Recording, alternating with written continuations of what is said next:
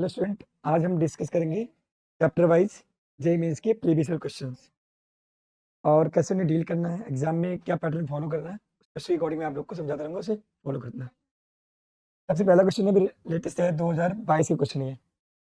इसमें है कि two identical metallic sphere A and B when placed at a certain distance near repel each other. तो दो metallic sphere क्या दिए हुए हैं? दो मेटालिक स्फीयर आपके पास, दोनों सर्टेन डिस्टेंस में रखे हुए हैं, दोनों रिपेल करते हैं। अगर इन दोनों में रिपल्सन है, दैट मीन्स दोनों पे चार्ज का नेचर कैसा होगा? सेम होगा, बोथ आर पॉजिटिव और बोथ आर नेगेटिव। आगे बढ़ते क्वेश्चन में कह रहा है कि another identical uncharge sphere C is first placed in contact with A then in contact with B, और उसके बाद उन्हें मिड पॉइंट पर रख देता है। तो कह रहा है कि सी पे नेट फोर्स कितना लगेगा। अब हमें स्फीयर ए और स्फीयर बी पे चार्ज का नेचर नहीं पता, तो इतना कंफर्म है दोनों पॉजिटिव होंगे, दोनों नेगेटिव होंगे, और मैग्नीट्यूड के बारे में नहीं पता। तो अगर मैं दो वेरिएबल हूँ Q1 और Q2, तो क्वेश्चन को सॉल्व करने में ज़्यादा टाइम लगेगा, इसलिए मैंने दोनों वेरिएबल को सेम लेता हूँ, इसको स्मॉल क्यू मान लेता हूँ और इसको स्मॉल क्यू मान लेता हूँ। तो F क्या हो जाएगा? A Q1 Q2 that means Q square divide by are square. ये क्वेश्चन में दिया हुआ है F, और ये आपका स्फीयर ए है और ये आपका स्फीयर बी है। अब हमने क्या किया, स्फीयर ए को स्फीयर सी के साथ कॉन्टेक्ट किया। अब मैंने बताया था आप लोग को कि अगर दो स्फीयर आइडेंटिकल हो तो चार्ज क्या होता है? इक्वली डिवाइड हो जाएगा दोनों पे। इस पे चार्ज क्यू है और इस पे चार्ज क्या है? जीरो, तो नेट चार्ज कितना हो जाएगा? क्यू प्लस जीरो क्यू, उन दोनों का हाफ, तो इस पे आ जाएगा क्यू बाई टू और इस पे भी आ जाएगा क्यू बाई टू। उसके बाद क्या है, उसके बाद तो another identical C is first place in contact with A then in contact with B. अब बी के साथ रखा गया, अब सी को हमने बी के साथ रखा गया, ये सी हो गया और ये बी हो गया। अब सी पे चार्ज कितना है? क्यू बाई टू, और बी पे चार्ज कितना है? क्यू, तो टोटल कितना हो गया? Q plus Q by two, तो ये जाएगा two Q plus Q, two Q plus Q, three Q by two. अगर मैं इन दोनों को नेट चाहूँ क्यू और क्यू बाई टू, तो Q plus Q by two ये हो जाएगा थ्री क्यू बाई टू। इसका हाफ यहाँ पे आएगा थ्री क्यू बाई फोर, और इसका हाफ यहाँ आएगा थ्री क्यू बाई फोर, क्योंकि नेट चार्ज हो गया Q plus Q by to, three Q by two, और इसका हाफ यहाँ पे आएगा, इसका हाफ यहाँ पे आएगा। ये सी पे फाइनल चार्ज हो गया और बी पे फाइनल चार्ज हो गया। अब क्या कह रहे हैं? अब देखो क्वेश्चन कह रहा है कि अब दोबारा से सी को ए के मिड पॉइंट रख दिया, तो ये है, ये आपका सी है और ये आपका बी है। तो ये ए हो गया है, ये आपका सी हो गया और ये आपका बी हो गया। इस वाले पे चार्ज है ए पे क्यू बाई टू, सी पे है three Q by four, and B पे है again three Q by four. अब बताया कि सारे चार्ज का नेचर जो है सी में पॉजिटिव या नेगेटिव है ना, तो अब जो ए है वो सी को रिपेल करेगा, इस तरफ लगेगा force, that is called force on C due to A, और बी इसको रिपेल करेगा, तो ये लगेगा force on C due to B. अब इन दोनों को मुझे कैलकुलेट करना है, ए को कैलकुलेट कर लेते हैं। तो पहले मैं निकाल लेता हूँ एफ सी ए। अगर मैं एफ सी ए की बात करूँ तो क्या हो जाएगा? K Q one Q to, के क्यू वन क्यू टू, तो इन दोनों का प्रोडक्ट, इन दोनों का प्रोडक्ट हो जाएगा three Q square divide by eight divide by are square. अगर इनके बीच का डिस्टेंस आर है तो कितना हो जाएगा? आर बाई टू, तो आर बाई टू का स्क्वायर हो जाएगा R square divide by four हो जाएगा। अब ये फोर ऊपर चला जाएगा तो इससे कट जाएगा, ये फोर टू एट हो जाएगा, तो ये जाएगा three k Q square divide by two are square हो जाएगा। सेम है। अगर मैं बात करूँ एफ, ये आपका सी हो गया सी बी, अगर मैं बात करूँ एफ सी बी का, एफ सी बी क्या हो जाएगा? अगेन इन दोनों का प्रोडक्ट आएगा, एफ सी बी क्या हो जाएगा? K Q one Q two, Q one Q two same है, इनका प्रोडक्ट तो हो जाएगा nine divide by sixteen Q square divide by are square, इनके बीच में डिस्टेंस कितना? R by two, R by two का स्क्वायर हो जाएगा R square divide by four हो जाएगा। अब देखो, अब हो जाएगा फोर फोर जा सिक्सटीन, तो हो जाएगा nine k Q square divide by four r square. अब देखो एफ सी ए बड़ा है F C B, three k Q square by two are square है, और यहाँ पे आएगा nine k Q square by four r square आ गया। तो अगर मैं इसमें टू का मल्टीप्लाई कर दूं ऊपर नीचे, तो यहाँ पे आ जाएगा फोर और यहाँ आ जाएगा सिक्स, जब किसी में क्या होगा? नाइन होगा, इसके मतलब ये वाला बड़ा और ये वाला छोटा है। अगर मैं net force F C B minus F C A, इन दोनों को माइनस कर दो। जब इन दोनों को माइनस करो तो कॉमन क्या आ जाएगा, k Q square divide by are square क्या आ जाएगा, कॉमन आ जाएगा इनटू 3/2 भी कॉमन आ गया, 3/2 कॉमन आ गया, तो यहाँ क्या बचेगा 3/2 -1, कितना -1 आ जाएगा। इन सबको सॉल्व कर लोगे तो ये आ जाएगा 3/4 k Q square divide by are square आ जाएगा। और आपको पता है ये कितना है, एफ कितना हो जाएगा 3f/4 हो जाएगा ये चीज। ऑप्शन बी इज करेक्ट हो जाएगा, बी ऑप्शन क्या हो जाएगा करेक्ट। अब नेक्स्ट क्वेश्चन देखते हैं। नेक्स्ट कह रहा है कि two particles A and be having charges 20 and -5 microcoulomb, ये दिया हुआ, और कह रहा है कि प्रश्न दिया at what position a third charge particle should be placed so that it does not experience net electric force. कह रहा है तीन चार्ज को मैं कहां, एक तीसरा चार्जेस को कहां रखूं कि नेट इलेक्ट्रिक फील्ड क्या हो जाएगा, जीरो हो जाए, कि नेट इलेक्ट्रिक फील्ड क्या हो जाए, जीरो हो जाए। अगर मैं इसकी बात करूं तो कितने रीजन है, फर्स्ट सेकेंड एंड थर्ड। अगर इस पर नेट फोर्स जीरो होगा तो नेट इलेक्ट्रिक फील्ड भी क्या होगा, जीरो होगा। इसके मतलब है उस जगह रखना चाहिए जहां पे नेट इलेक्ट्रिक फील्ड जीरो हो जाए, और नेट इलेक्ट्रिक फील्ड का जीरो का मतलब होता है नल पॉइंट। अब मैंने कहा था अगर दोनों चार्ज का नेचर कैसा हो, अपोजिट, तो नल पॉइंट क्या होता है, बाहर की तरफ आता है दोनों चार्ज के, और किसके करीब आता है, जो न्यूमेरिक जो मैग्नीट्यूड में कम होता है। तो मैग्नीट्यूड में कौन कम है, -5 माइक्रोकूलम। इसके मतलब एक्सपेक्टेड नल पॉइंट यहाँ होगा, तो यहाँ पे चार्ज को हम रख सकते हैं, इसको भी रखना है। तो पहला कहना है at 5 centimetre from -5 microcoulomb on the right side, ये हो सकता है। At 5 centimetre from 20 microcoulomb on the left side, यहाँ की बात कर रहा है, ये हो नहीं सकता है। 1.25 centimetre from -5 microcoulomb between the two charges, यहाँ की बात कर रहा नहीं हो सकता। एट मिड पॉइंट, ये भी नहीं सकते, तो ऑप्शन ए करेक्ट हो गया। अब नल पॉइंट कैसे निकालते हैं, जैसे हमने बताया कि अगर सेम चार्ज हो तो बीच में आएगा, अपोजिट में बाहर आएगा। इस पे एक वीडियो मैंने बना रखा है, how to get null point, तो आप चैनल पे जाके देख सकते हैं। नेक्स्ट क्वेश्चन देखते हैं। Next, choose the incorrect statement. पहला जवाब, the electric field lines of force entering a Gaussian surface provide a negative flux. सबको पता है किसी भी गॉसियन सरफेस के अंदर अगर इलेक्ट्रिक फील्ड लाइंस बाहर निकल रही हैं तो फ्लक्स होता है पॉजिटिव, और अगर लाइंस अंदर आ रही हैं तो फ्लक्स होता है नेगेटिव। मतलब ऑप्शन ए क्या है, करेक्ट है। A charge Q is placed at the center of a cube. The flux through all the faces will be same. ये पता अगर किसी चीज को सेंटर में रख दोगे क्यूब के, मतलब ये मतलब क्यूब है आपका,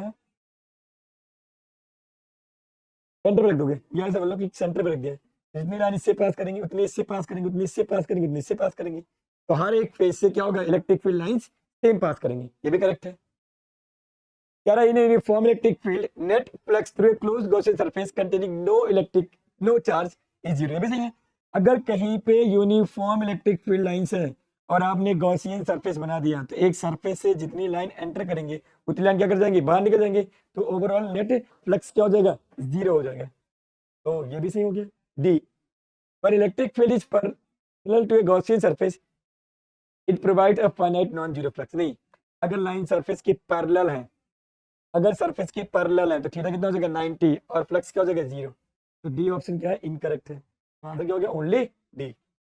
नेक्स्ट, कह रहा charge Q is placed at one corner of a cube as shown in figure, the flux of electrostatic field E to the shaded face. अब इसको मैं कैसे समझाता हूँ आप लोग को, जैसे मान लो ये आपका क्यूब है और इस कॉर्नर पे यहाँ पे एक चार्ज रखा हुआ है, तो पहले तो हमें इसे क्लोज करना पड़ेगा। अगर आप चाहते हो कि गॉस लॉ में अप्लाई कर सको तो पहले आपको क्या करना पड़ेगा, क्लोज करना पड़ेगा। तो कितने ऐसे क्यूब लगेंगे, एक क्या रखोगे, दो, फिर दो इसके ऊपर, चार, और चार इस तरफ। तो इसको टोटल क्लोज करने के लिए चार्ज को कितने ऐसे क्यूब चाहिए, 8। तो एक क्यूब का फ्लक्स कितना चाहिए, फ्लक्स थ्रू होल क्यूब ये हो जाएगा Q divide by 8 epsilon not. But इसलिए पूछा नहीं है, इसलिए पूछा हुआ शेडेड साइड का। शेडेड साइड का मतलब कि मान लो चार्ज यहाँ रखा हुआ है, यहाँ पे, तो इस पेज का पूछा हुआ है और इस पेज का पूछा हुआ है। अब देखो, तो अगर मैंने चार्ज यहाँ रखा हुआ है तो ध्यान देखो, तो अगर चार्ज इस पे रखूँ मैं तो इससे जो लाइन जाएगा ये सरफेस से कहाँ जाएगा, पैरेलल जाएगा। ऐसे यहाँ पे चार्ज रखोगे तो यहाँ भी लाइन सरफेस से क्या जाएगा, पैरेलल। ऐसे यहाँ भी क्या जाएगा, पैरेलल। तो अगर चार्ज यहाँ रखोगे तीन फेज का फ्लक्स जीरो हो जाएगा, इसका जीरो हो जाएगा, इसका जीरो हो जाएगा, और इस फेज का फ्लक्स क्या हो जाएगा, जीरो हो जाएगा। तो बाकी तीन फेजेस क्या हो जाएंगे, सिमेट्रिकल है, उनका सेम होगा। तो अगर पूरे क्यूब का फ्लक्स इतना है तो बाकी जो तीन फेस है, रिमेनिंग फेस है जिनका फ्लक्स हो सकता है, उनका फ्लक्स क्या हो जाएगा, Q divide by 24 epsilon not Q divide by 24। तो एक फेज का कितना होगा Q divide by 24 epsilon not. अब देखना है इसमें क्या देगा, आधा फेस ये है और आधा फेस ये है, तो दो आधे आधे फेस मिलेगा, बन जाएगा पूरा फेस। एक फेस का फ्लक्स क्या हो जाएगा Q divide by 24 epsilon not. Next question कह रहा है कि आपका एक ऐसे स्क्वायर है और कह रहा है इस स्क्वायर के इसका जो साइड है वो सारे साइड ए है और इससे a/2 डिस्टेंस भी यहाँ पे चार्ज रखा हुआ है। अभी तुम्हें क्या करना पड़ेगा, इस चार्ज को क्लोज करना पड़ेगा, तभी गॉसियन सरफेस लगा सकते हो गॉसियन। तो एक फेस ये हो गया, ऐसे एक फेस यहाँ लगाओगे, एक फेस यहाँ लगाओगे, एक फेस यहाँ लगाओगे और एक फेस यहाँ लगाओगे, चार्ज यहाँ के होगा। तो क्या सारा चार्ज एनक्लोज हो गया, तो पूरे क्यूब का जो फ्लक्स होगा वो क्या हो जाएगा क्यू बाई एप्सिलॉन नॉट। और कितने फेस है 6, एक फेस क्या हो जाएगा Q divide by 6 epsilon not हो जाएगा, एक फेस के पीछे। नेक्स्ट कह रहा है ये चार आपके गॉसियन सरफेस दिए हुए पूछ रखा है, इनमें से 5 1 5 2 5 3 5 4 में क्या रिलेशनशिप होगा, और 5 1 5 2 5 3 5 4 क्या दिया फ्लक्स दिए हुए। तो इसके अंदर नेट चार्ज कितना है 2q, इसके अंदर भी नेट चार्ज कितना है 2q, q plus q plus q 3q minus q again 2q। यहाँ भी नेट चार्ज कितना है q इनटू 2q, यहाँ भी नेट कितना है माइनस 2q माइनस 4q, तो माइनस 6q और प्लस 8q अगेन 2q। तो हर गॉसियन सरफेस के अंदर जो नेट एनक्लोज चार्ज है वो कितना है 2q, तो सबका फ्लक्स भी सेम होगा, तो ऑप्शन ए करेक्ट है। Next 64 conducting drop each of radius 0.02 meter and each carrying a charge of 5 microcoulomb are combined to a bigger drop and find out surface charge density। जब भी आपको ऐसा question है potential पूछे charge पूछे या class 11 में भी कई बार क्वेश्चन आते हैं टर्मिनल वेलोसिटी का, आता कि बहुत सारे स्फेरिकल ड्रॉप्स हैं वो कंबाइन करके एक बन गए। सबसे पहले आपको क्या करना है कंजर्वेशन ऑफ वॉल्यूम लगा के आपको स्मॉलर रेडियस और बिगर रेडियस में रिलेशन निकालना है। तो ऐसे 64 ड्रॉप्स मिलके, ऐसे बहुत सारे 64 ड्रॉप मिलके एक बड़ा ड्रॉप बना लिया। मैंने मान लिया इसका रेडियस कैपिटल आर है, इन सब का रेडियस स्मॉल आर है। अगर इस पे चार्ज क्यों होगा तो इस पे कंजर्वेशन ऑफ चार्ज 64 क्यों हो जाएगा। अब वॉल्यूम कंजर्व है तो एक छोटे से स्फीयर का वॉल्यूम कितना होगा 4/3 पाई आर क्यूब।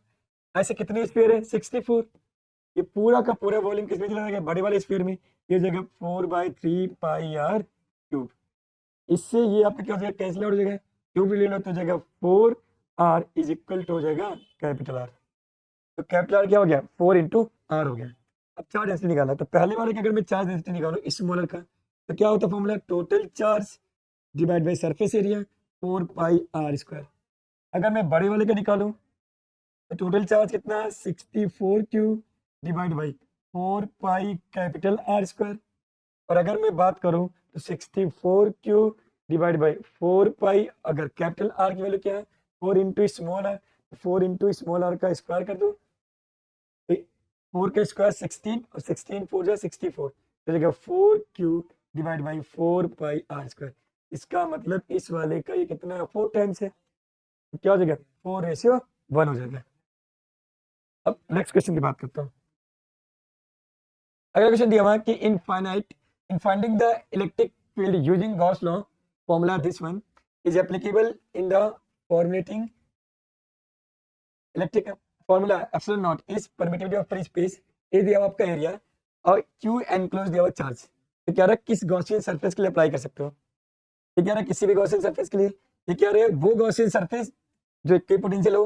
अगला क्या रहा है only Gaussian surface equipotential surface, और इलेक्ट्रिक फील्ड क्या होना चाहिए सरफेस पे कांस्टेंट होना चाहिए मैग्नीट्यूड के टर्म में, ओनली इलेक्ट्रिक फील्ड कांस्टेंट। तो देखते हैं, अब आप लोग को पता है vector E dot D S is equal to होता है Q divide by epsilon naught. अगर इलेक्ट्रिक फील्ड और डीएस में एंगल कितना हो 0 तो ये हो जाएगा E D S cos 0 is equal to Q by epsilon naught. अगर इलेक्ट्रिक फील्ड क्या है कांस्टेंट है तो इंटीग्रेशन से क्या आ जाएगा बाहर, और ये हो जाएगा डी एस cos 0 1 हो गया तो क्या हो जाएगा क्यू बाई एप्सिलॉन नॉट। अब ds क्या हो जाएगा टोटल सरफेस एरिया, तो E इंटू ए हो जाएगा Q divide by epsilon not. E क्या हो जाएगा आपका Q divide by epsilon not a. तो ये फॉर्मूला दिया क्वेश्चन में। यहाँ तक आने के लिए हमने क्या क्या किया, पहली बात तो इलेक्ट्रिक फील्ड का मैग्नीट्यूड इंटीग्रेशन से बाहर आ गया, मतलब इलेक्ट्रिक फील्ड कांस्टेंट होना चाहिए। इलेक्ट्रिक फील्ड कांस्टेंट होने के लिए चार्ज डिस्ट्रीब्यूशन कैसा होना चाहिए सिमेट्रिकल होना चाहिए, और अगर चार्ज डिस्ट्रीब्यूशन क्या है, सिमेट्रिकल है, तो सरफेस कैसा हो जाएगा, इक्विपोटेंशियल सरफेस। जैसे आप लोगों ने लगाया होगा गॉसियन सरफेस में किसी स्फीयर पे चार्ज प्लस क्यू है, और अब तुम्हें यहाँ पे इलेक्ट्रिक फील्ड निकालना है, तो हमने गॉसियन सरफेस ऐसे ड्रॉ किया था। तो क्या ये यूनिफॉर्म का डिस्ट्रीब्यूशन है इसके रिस्पेक्ट में, तो हर एक पॉइंट में पोटेंशियल भी सेम होगा और इलेक्ट्रिक फील्ड का मैग्नीट्यूड भी क्या होगा, सेम होगा। इसलिए ऑप्शन आपका सी क्या है, करेक्ट है। अगला कह रहा है ई दिया हुआ A x plus B, A और बी कांस्टेंट है, तो बोल रहा है potential difference X equal to 1 की जगह पे पोटेंशियल v1 है, और X equal to minus P की जगह पे पोटेंशियल कितना है v2, तो आपको v1 माइनस v2 निकालना है। अब आपको पता है कि E इज इक्वल टू होता है minus del B by del x, तो minus del B is equal to हो जाएगा E डी एक्स। अब इंटीग्रेशन कर दो, integration of del B, E की वैल्यू पुट कर दो, E कितना दिया आपका a x plus b d x हो जाएगा, इसलिए मैंने डी एक्स लिया था क्योंकि यहाँ पे आई कर दिया हुआ।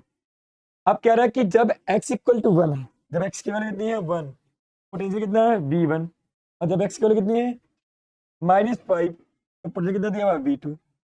अब सबको पता है dv का इंटीग्रेशन क्या होता है v, ये हो गया lower limit v1, upper limit क्या हो गया v2।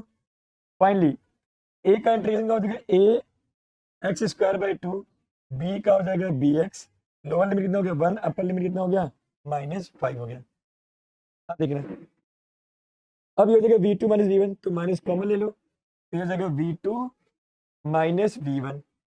अब यहाँ पे अपर लिमिट पुट कर दो, तो a ब्रैकेट में -5 का square divide by 2 plus b into -5।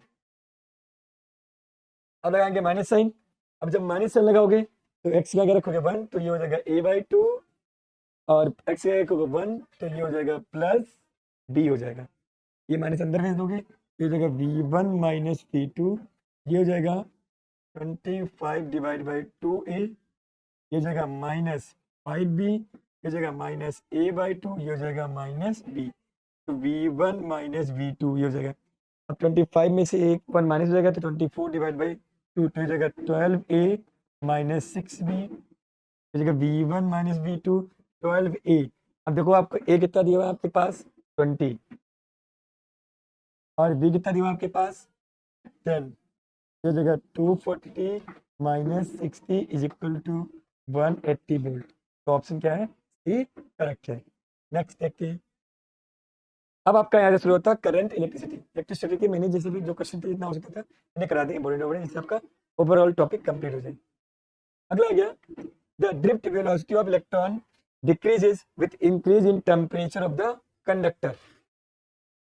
अब ड्रिफ्ट वेलोसिटी का जो फॉर्मूला होता है वो small A capital A divide by small M into tau होता है।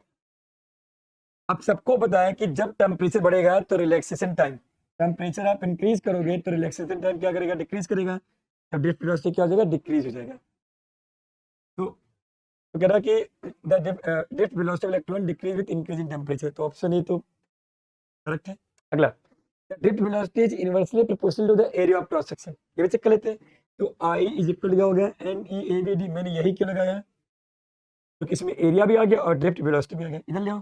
तो I divide by ME is equal to A into BD। अब देखो अगर कोई कंडक्टर है, ऑब्वियस सी बात है उसको इस एंड से जितना करंट एंटर करेगा उधर से इतना बाहर जाएगा, तो I तो हमेशा कांस्टेंट रहेगा, N मटेरियल की प्रॉपर्टी है constant, E constant, A into BD का जो प्रोडक्ट हो गया वो क्या हो गया, constant.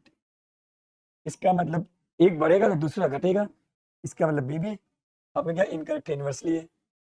The drift velocity does not depend on applied potential difference of the conductor, ये गलत है। क्यों, अगर मैं इलेक्ट्रिक फील्ड बताऊं तो जो इलेक्ट्रिक फील्ड है वो पोटेंशियल भी डिपेंड करता है, क्योंकि इक्वल होता है v बाई डी, तो अगर पोटेंशियल चेंज करोगे तो ये भी चेंज होगा, तो ये तो इनकरेक्ट हो गया। D the drift velocity of electron is inversely proportional to the length of the conductor, कह रहा है कि जो ड्रिफ्ट वेलोसिटी है वो कंडक्टर के लेंथ के इनवर्सली प्रोपोर्शनल होगा। अगर मैं यहाँ से फॉर्मूला देखूँ तो देखो यहाँ पे कहीं भी लेंथ नहीं आता, ये भी इनकरेक्ट हो गया। Drift velocity increase with increase in temperature of the conductor, वो भी इनकरेक्ट है, मैंने बता दिया। Only A and B correct है, तो ऑप्शन ए क्या हो गया, करेक्ट हो गया। अगला देखो नेक्स्ट, कह रहा a wire of resistance R1 is drawn out so that its length is increased by twice of its original length, the ratio of new resistance। अब सबको पता है कि एक फॉर्मूला होता है R equal to rho L by A, और एक फॉर्मूला होता है rho L square by V. ये फॉर्मूला नहीं लगा सकते क्योंकि खींचने के बाद लेंथ भी चेंज होगा, एरिया भी चेंज होगा, इसमें केवल एक वेरिएबल है आर प्रोपोर्शनल टू क्या हो जाएगा एल स्क्वायर। तो लेंथ को कितना कर दिया गया twice. our resistance R is 1 so that length is increased by twice of resistance। Length कितना कर 2 टाइम्स, 2 का स्क्वायर कितना हो जाएगा 4, तो 4 टाइम्स हो जाएगा ratio of new resistance to original resistance, तो न्यू हो जाएगा 4 टाइम्स इनिशियल का 4:1। Next, aluminium R resistance to make its length 0.4% longer the percentage change resistance. ये भी ऐसे ही बेस फॉर्मूले पे rho L square by V तो delta R by R into 100 is equal to delta L by L into 100। क्या हो गया percentage change in L, L में कितने का चेंज आ रहा है 0.4 का, तो 2 इंटू 0.4 आ जाएगा 0.8% आ जाएगा। तो ऑप्शन सी क्या है करेक्ट है। Next, a circuit to verify Ohm's law uses ammeter and voltmeter in series and parallel connected correctly to the resistor in the circuit। अगर आपको Ohm's law वेरीफाई करना है तो आपको पता है कि V और I में अगर ग्राफ बनाओगे तो स्ट्रेट लाइन आना चाहिए।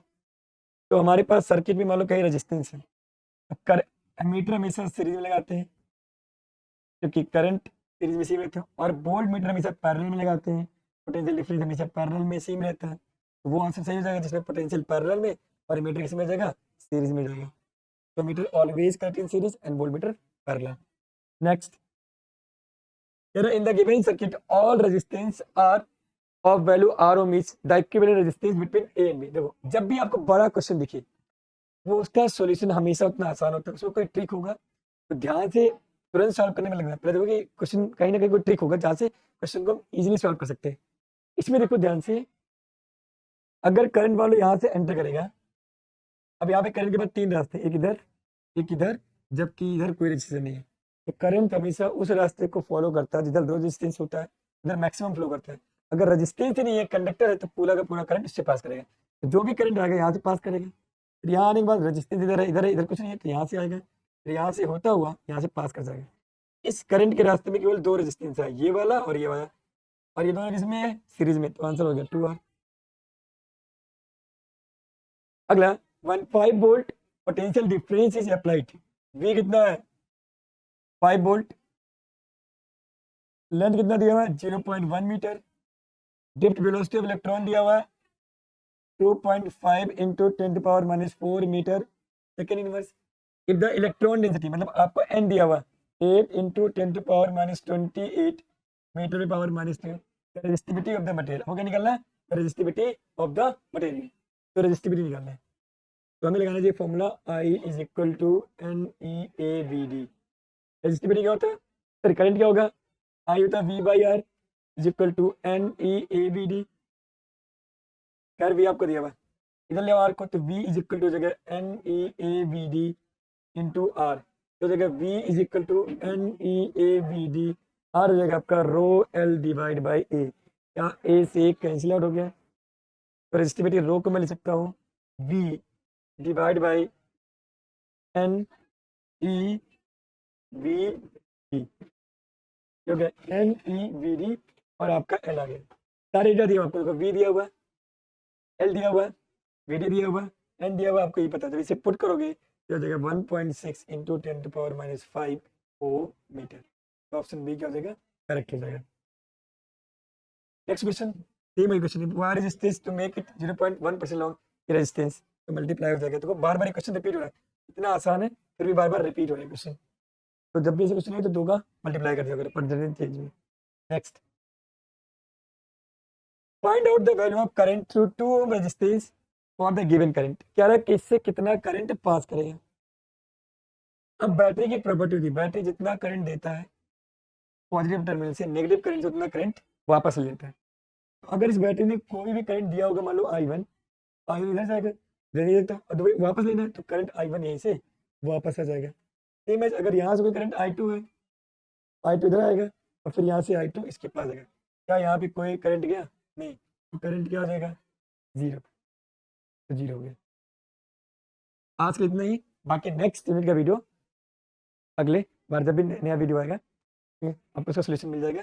उसके बाद जो करंट जे एग्जाम चल रहा है उसके भी सोल्यूशन इस चैनल पे डालेंगे।